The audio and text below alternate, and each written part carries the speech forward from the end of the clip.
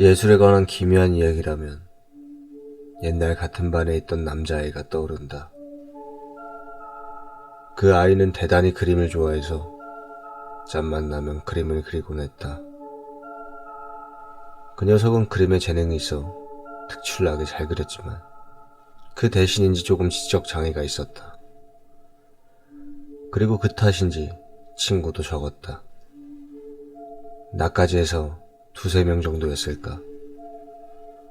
어느 날 그 녀석 집에 놀러 갔다. 그 녀석은 풍경화를 그리고 있었다. 그 친구 집은 고층 아파트였기에 그 집 창문으로 보이는 경치는 무척이나 아름다웠다.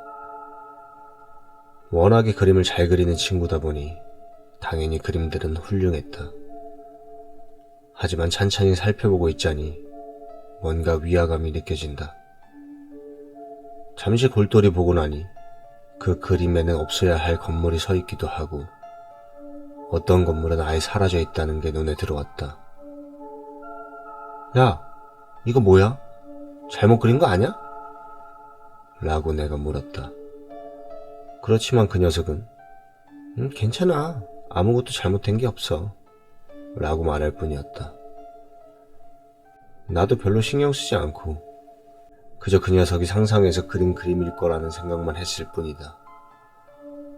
그 후 대학에 진학하게 되면서 그 녀석과도 연락이 소원해지게 되었다. 얼마 전 오랜만에 고향에 내려간 김에 그 녀석 집 근처에 가보니 이사를 했는지 낯선 사람이 살고 있을 뿐이었다. 어쩔 수 없이 실망한 채 집에 돌아가려고 계단을 내려오던 도중이었다. 문득 창밖의 경치를 보고 나는 경악했다. 어린 시절 그 녀석이 그렸던 그림 그대로 마을 풍경이 변해 있었던 것이다. 종종 만화나 영화를 보면 지적장애를 가진 대신 초능력을 얻는 일이 나오곤 한다. 나는 그런 것들을 볼 때마다 그 녀석도 그런 능력이 있었던 걸까? 하고 생각하곤 한다.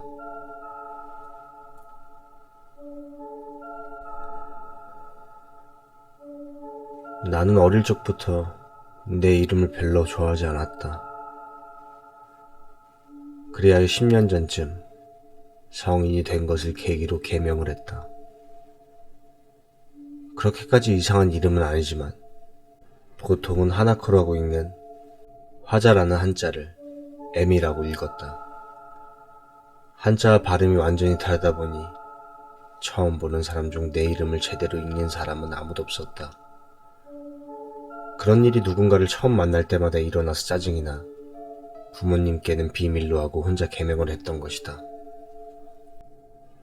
이전에 부모님에게 이름에 관해 불평을 들어놓자 예쁜 이름이잖니?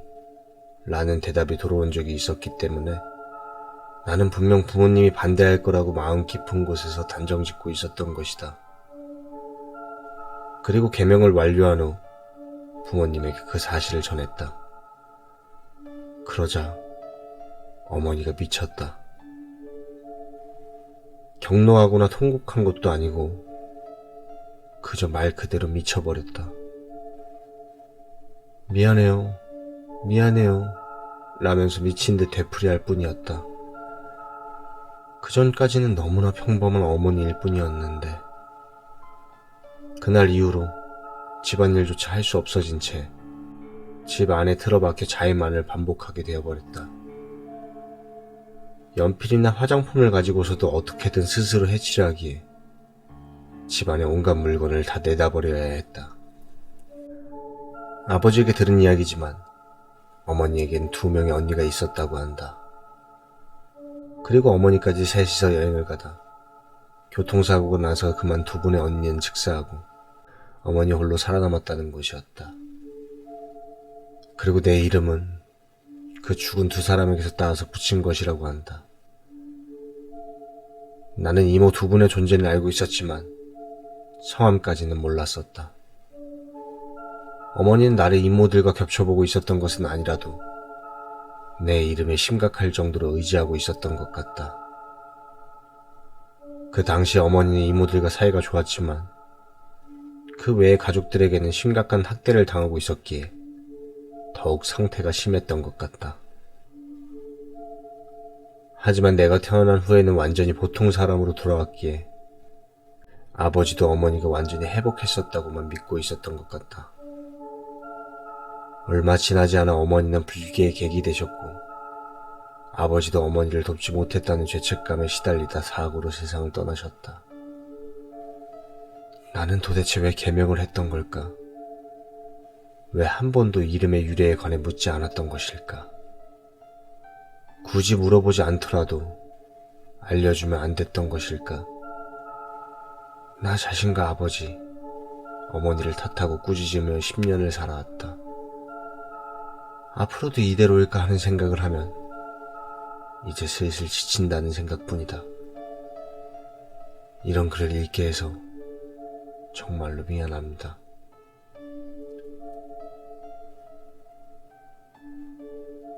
어머니가 외할아버지에게 들은 이야기라고 한다. 외할머니 집안은 대대로 어부일을 해서 여러 대의 배를 부리고 있었다고 한다. 그리고 외할아버지는 거기서 일을 하다가 할머니와 눈이 맞아 결혼한 것이었다. 할아버지가 젊었을 무렵 배를 타고 바다에 나가 고기잡이를 하고 있을 때였다. 갑작스레 익사체가 떠내려와 배와 부딪혔다고 한다. 사고인지 자살인지 여하간 알 수는 없지만 끔찍한 모습을 한 채 파도를 따라 위아래로 흔들리고 있었다. 하지만 배가 아무리 자리를 옮겨도 사체는 계속 배를 따라왔다. 2차 대전이 있기 전이었으니 당연히 배에는 모터도 없고 젖고 있는 노로 사체를 계속 밀어내봤지만 곧 다시 다가온다. 그렇다고 그걸 끌어올리자니 작은 고깃배라 끌어올리다 보면 배가 뒤집힌다. 사체를 끌고 돌아가려 해도 생업인 고기잡이를 포기할 수도 없는 노릇이다.